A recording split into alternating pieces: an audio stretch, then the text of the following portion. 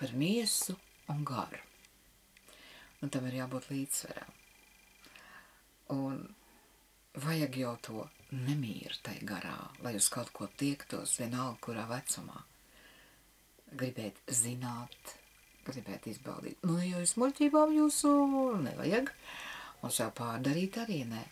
Bet to mērķi, lielāku vai mazāku, vienmēr jau vajag. Lai nebūtu skumji tā dzīve, ka tev vairs nekas negribas. Nu, tad ir bēdīgi, jā. Nu, tad ir beigas. Bet šodien tās skumjās tukšās acis ir arī bērniem, kas to vien dara, kā telefonā spēlītas spēlē. Un tā jau nu gan ir atkarība.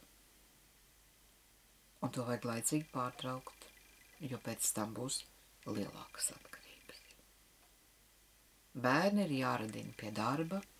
Tas nozīmē, ka skolās būs vajadzīgi pavāri un dežūras virtuvē, jo tad, kad tu pats to darbiņu dari, tu cienīsi arī otru cilvēka darbu. Un ir briesmīgi, ka skolā atved no kaut kurienes ēdienu un bērnēm pilnīgi augsts makaronus ar pilnīgi augstiem sīra gabaliņiem. Tas nav normāli.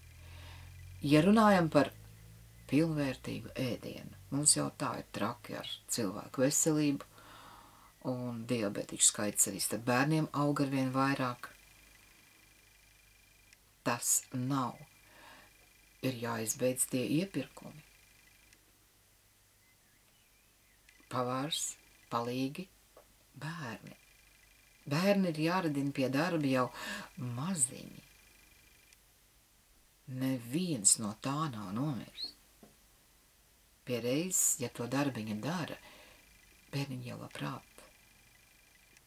Bet tad, kad sasniegs tas pusaudžu vecums un nekas nav iemācīts, viņi arī neko vairāk negrib.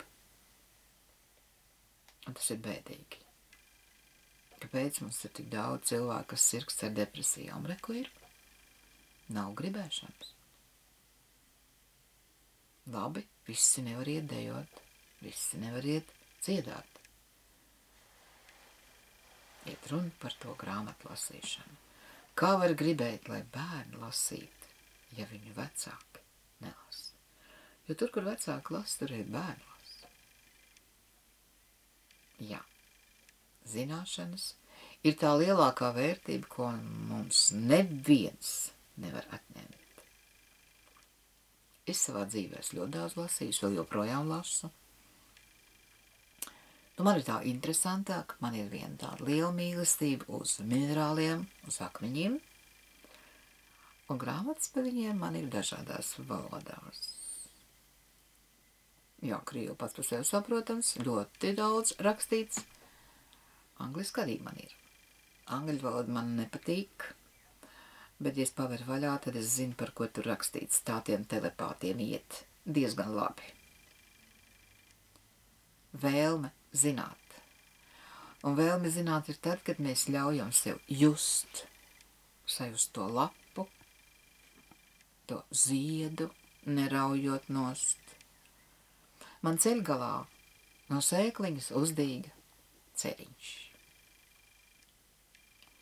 Un pašā iet uz malā skaists maržo ziedu, bet kādam ejot garā, gribas vienkārši viņu noraut un nomest zemē pēc kāda gabaliņa, saraustot gabalā. Un te nestaigā maz bērnu garām, tie ir pieauguši.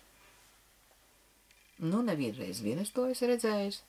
Man kādreiz bija veikaliņš un puķītis staugu podā, tās bija sauspuķis, un arī pieaudzis cilvēks norauj un saplēš gabaliņos metot uz ielas.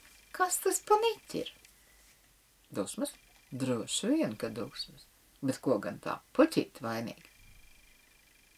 Šodien tai ceriņā ieraudzījām to zaļdzelteno zirneklīti. Arī pagājuši gadi ir, nu šie tie bērniņi, tātad vairāk. Nu, mums ir arī oranžs krustzirneklis, un tik skaisti, ka tai tīklā tie oranžie punktiņi bija tie bērniņi, arī vairāk. Jūs esat kādreiz redzējuši oranžu krustzirnekli? Nu, tā man ir tāda jauna suga. Savā laikā viņš dzīvoja zem akas vāka. Viņam tur patika. Laikam saule pietrūka, tāpēc pats kļuva oranžs. Un pēcnācēji arī mantoja to krāsu. Visādi notiek, vai ne?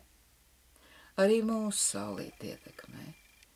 Esiet tik mīļi un labi šovasar no 11 līdz 3 saulē. Nevajag uzturēties. Nerunāsim par ravēšanu un gulēšanu plūdmalēs, upmalās vai ezermalās. Saulīte ļoti koža. Šī gaisma nav dabiska un acis sāpēs. Var sākties visādi iekaisumi, jo tas, kas ir pa daudz, tas ir pa daudz. Ieklausties savā ķermenī. Kā gan tāds brūns iedecis, varbūt skaists ķermenis. Noteikti jau nē. Kas tur skaists? Tas pats, kam tās savilktās ādas, uzpūstās lūpas un kas tikai vēl tur mākslīgs nav pielikts. Kur tur skaistums? Nekur. Skaistumam jābūt dvēselē, un tas ir saistīts ar garīgo dzīvi. Lai jums labi izdodās jūsu garīgā dzīve. Atā!